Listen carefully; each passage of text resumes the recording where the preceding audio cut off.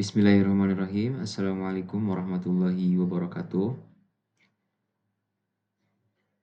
Alhamdulillah wa syukurillah wassalatu wassalamu ala Rasulillah wa ala alihi wa sahbihi ajmain. Puji syukur marilah kita panjatkan kehadirat Allah Subhanahu wa taala karena atas rahmat dan karunia-Nya kita masih diberikan keadaan yang sehat dan penuh semangat. Perkenalkan, nama saya Ihsan Abdullah dengan NIM 202401000200 dari kelas SD 24C. Di sini, insyaallah saya akan menyampaikan materi mengenai hak asasi manusia. Dalam pembahasan ini kita akan melihat bagaimana perjalanan panjang bangsa Indonesia dalam mengenali dan memperjuangkan hak asasi manusia ini. Sebelum kita masuk materi, di sini saya akan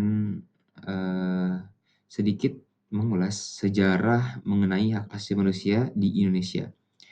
Yang pertama, pada masa kerajaan Nusantara, pada masa ini di Nusantara seperti Majapahit dan Sriwijaya belum ada yang namanya hak asasi manusia. Namun beberapa prinsip-prinsip seperti keadilan, kebebasan, dan pelindungan rakyat sudah diterapkan melalui hukum adat dan aturan tertentu. Kemudian masuk ke masa penjajahan. Pada masa penjajahan ini, di masa penjajahan Belanda, pelanggaran HAM banyak sekali terjadi, seperti kerja paksa ya, atau bisa disebut kerja rodi, kemudian eksploitasi sumber daya, dan diskriminasi terhadap pribumi. Rakyat Indonesia tidak memiliki hak yang sama dengan kaum penjajah. Hal ini memicu perjuangan kemerdekaan dan perlawanan terhadap penjajah. Kemudian masuk pada era proklamasi kemerdekaan 1945. Setelah proklamasi, hak asasi manusia di Indonesia ini mulai diakui secara formal melalui Undang-Undang Dasar 1945. Pasal-pasal yang terkait hak asasi manusia ini meliputi pasal 27 tentang kesamaan hak di hadapan hukum. Kemudian ada lagi di pasal 28 mengenai kebebasan berserikat dan berkumpul, dan terakhir pasal 29 mengenai kebebasan memeluk agama. Selanjutnya kita masuk ke era Orde Lama. Pada era ini, hak asasi manusia mulai diperjuangkan, namun stabilitas politik seringkali mengesampingkan perlindungan hak individu. Beberapa kebijakan politik menyebabkan pelanggaran hak asasi manusia, seperti peristiwa pemberontakan dan penindasan kelompok tertentu. Kita masuk ke era Orde Baru. Di tahun 1966 sampai 1998, di masa ini pemerintah Orde Baru di bawah Presiden Soeharto dikenal yang otoriter ya.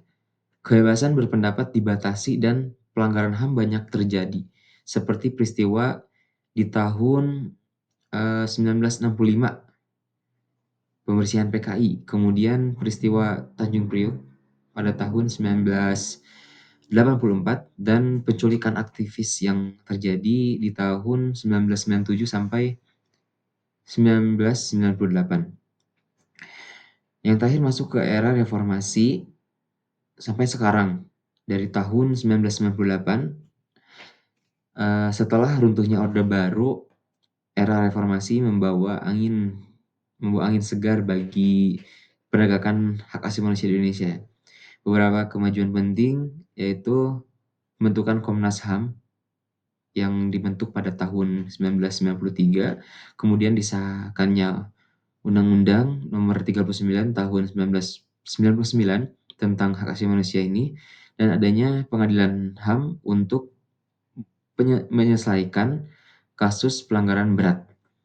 Dan Undang-Undang Dasar 1945 diamandemen untuk memasukkan pasal 28A sampai 28J yang mengatur tentang hak asasi manusia secara lebih rinci. Nah, sejarah hak asasi manusia ini khususnya di Indonesia mencerminkan perjuangan panjang untuk mendapatkan kebebasan, kemudian mendapatkan keadilan dan perlindungan hak asasi. Meskipun telah banyak kemajuan tentang, dalam menegakkan HAM ini seperti diskriminasi, kemudian korupsi, dan pelanggaran hukum masih harus terus diperjuangkan. Oke, langsung saja, kita masuk ke materi yang pertama. Nah, masuk ke materi yang pertama yaitu apa itu hak asasi manusia ya. Nah, teman-teman, hak asasi manusia adalah hak dasar yang melekat pada setiap individu sejak lahir. Hak ini bersifat universal, artinya berlaku untuk semua orang tanpa memandang perbedaan. Dengan adanya hak asasi manusia ini, manusia dapat hidup secara bermartabat, merdeka, dan adil. Namun di sisi lain, sejarah juga menunjukkan banyak pelanggaran hak asasi manusia yang terjadi ya, baik di tingkat nasional maupun internasional. Secara sederhana, hak asasi manusia adalah hak yang ada atau hak yang melekat pada diri manusia sebagai makhluk ciptaan Tuhan. Kemudian kita lanjut ke slide selanjutnya. Nah, di sini ada tujuan mengenai hak asasi manusia ini. Tujuan dari adanya hak asasi manusia adalah untuk melindungi dan menghormati hak-hak dasar individu tanpa membeda-bedakan apapun gitu ya, berdasarkan prinsip-prinsip kemanusiaan, juga adanya martabat dan kesetaraan. Itu dari tujuan adanya hak asasi manusia di Indonesia khususnya. Kemudian ada ciri-ciri hak asasi manusia. Yang pertama, hak asasi manusia tidak diberikan kepada seorang, melainkan merupakan hak semua orang, baik itu hak sipil, hak politik, hak ekonomi, hak sosial, dan hak budaya. Yang kedua, hak asasi manusia tidak dapat dicabut, dihilangkan, atau diserahkan.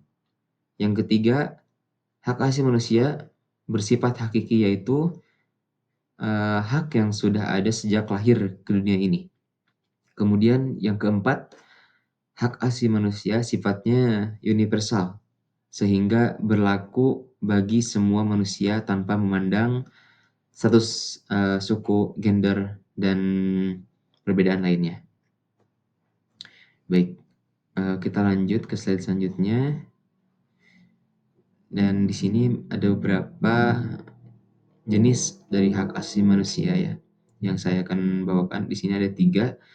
Nanti yang pertama yaitu hak sipil, kemudian hak politik, dan hak ekonomi.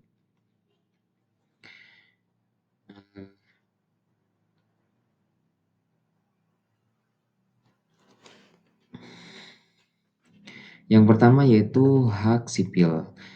Apa sih itu yang disebut hak sipil? Di sini hak sipil adalah hak yang melindungi kebebasan individu dari pelanggaran oleh pemerintah atau individu lainnya. Seperti hak atas kesetaraan, yaitu tidak ada diskriminasi, hak atas privasi, perlindungan dari penggeledahan yang tidak sah, kemudian hak atas kebebasan berbicara, ya, ekspresi tanpa sensor. Selanjutnya ada hak politik.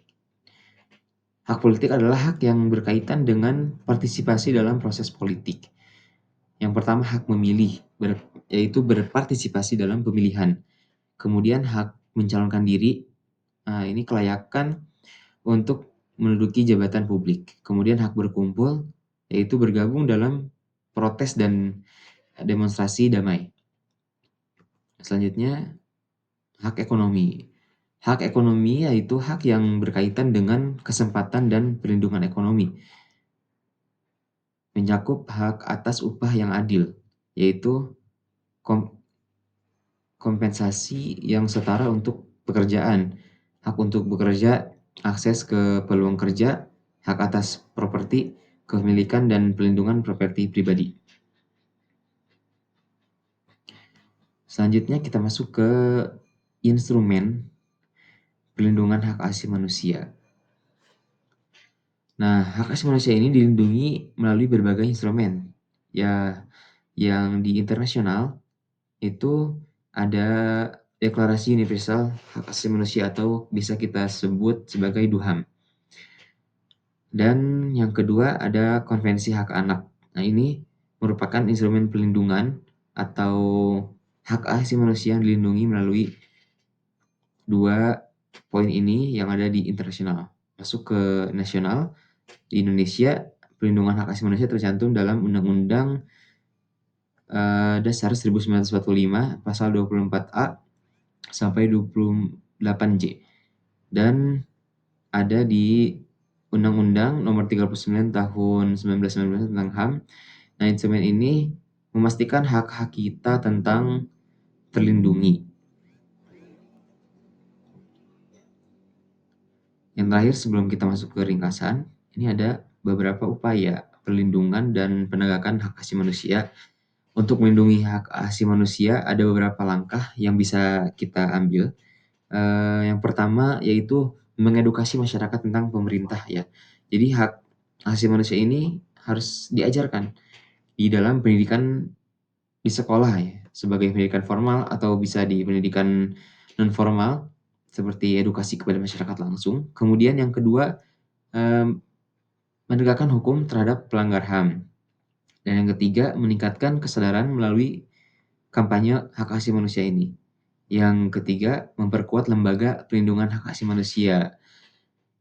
Yang pertama, di Indonesia itu seperti Komnas HAM di Indonesia itu harus diperkuat, kemudian Mahkamah Internasional juga bisa kita, tingkatkan lagi guna, eee, dapat mencegah dan mengatasi, dari terjadinya hal-hal yang tidak diinginkan dan masuk pelanggaran hak asasi manusia.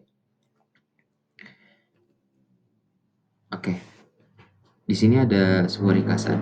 Yang pertama kesimpulan yang saya akan bawa di sini, eee, sebagai kesimpulan, hak asasi manusia adalah fondasi penting untuk menciptakan kehidupan yang damai, berkeadilan dan bermartabat. Sebagai generasi muda, mari kita junjung tinggi hak asasi manusia, apalagi kita sebagai mahasiswa, dengan menghormati hak-hak orang lain dan ikut serta menjaga keadilan. Terima kasih atas perhatiannya. Mungkin itu saja yang dapat saya sampaikan, kurang lebihnya mohon maaf. Billahi taufiq wal hidayah. Wassalamualaikum warahmatullahi wabarakatuh.